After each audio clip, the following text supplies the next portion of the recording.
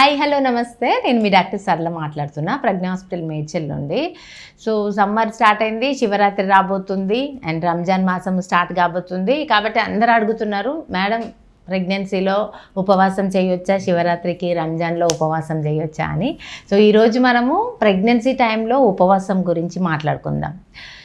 So Shivaratri రోజు ఉపవాసము అంటే ఆవాసం అంటే దేవుడికి పక్కనగా దేవుడి గురించి ఆలోచనలో ఉండాలి.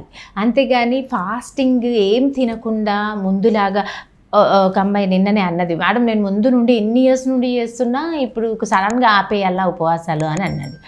సో ఎస్, ఆపేయాలి. ఎందుకంటే నీ బేబీని చేయాలని చెప్పలేదు కదా దేవుడు. నీ కడుపులో చిన్న బేబీ ఉంది, ఆ బేబీని కూడా ఫాస్టింగ్ చేయిస్తా అంటే ఎట్లయితుంది? కాదు కదా.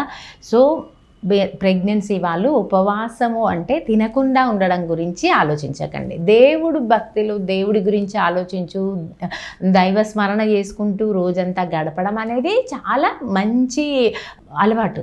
అంతేగాని ఫాస్టింగ్లు చేయకండి. దానివల్ల ఫాస్టింగ్ చేయడం వల్ల, అదే ముందే సమ్మర్, ఇప్పుడు ఫాస్టింగ్ చేసి వాటర్ తాగకుండా ఏం తినకుండా ఉంటే డీహైడ్రేషన్ అయ్యే ఛాన్సెస్ ఉన్నాయి.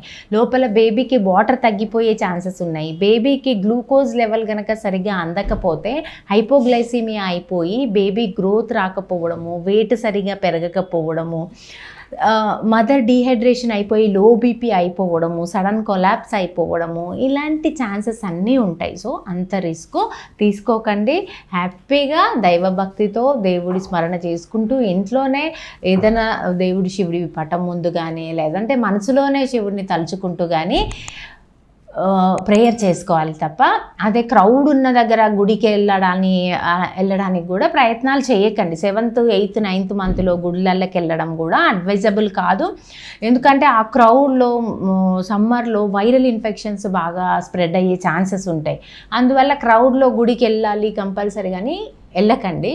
కొంచెము క్రౌడ్ తక్కువ ఉన్న టైంలో, ఆఫ్టర్నూన్ టైంలోనో ఎప్పుడైనా మీ ఫ్యామిలీ వాళ్ళని వెళ్ళి చూడమనండి. క్రౌడ్ తక్కువ ఉంది ఆ టైంలో అన్నప్పుడు, క్రౌడ్ తక్కువ ఉన్న టైంలో దేవుణ్ణి దర్శించుకొని రాగలిగితే రండి. లేదు కుదరట్లేదనంటే ఇంట్లోనే కూర్చొని ఆ రోజంతా కూడా మంచి వాటర్ తీసుకుంటూ, ఫ్రూట్స్ వెజిటబుల్స్ తీసుకుంటూ దైవ భక్తితో టైంని స్పెండ్ చేయండి. Thank you.